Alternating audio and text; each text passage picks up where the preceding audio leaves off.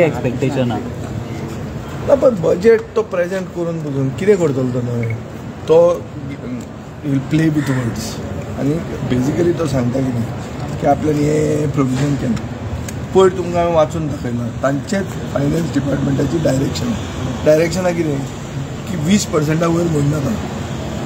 पयशे मोडपाचे बंद करा revenue expenditure other than salaries and pensions आनी कांयच मोडनाका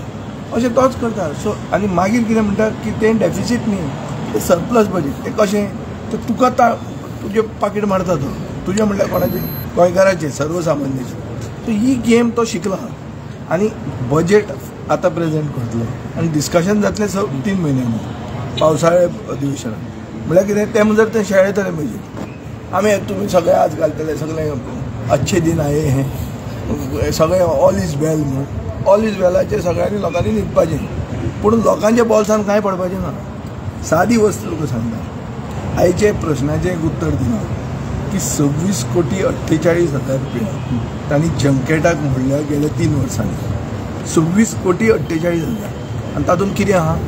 तातूंत पुर्तुगालूय आहा जो देश काल मुखेलमंत्री म्हणटा अत्याचार केले गोंयकारांचेर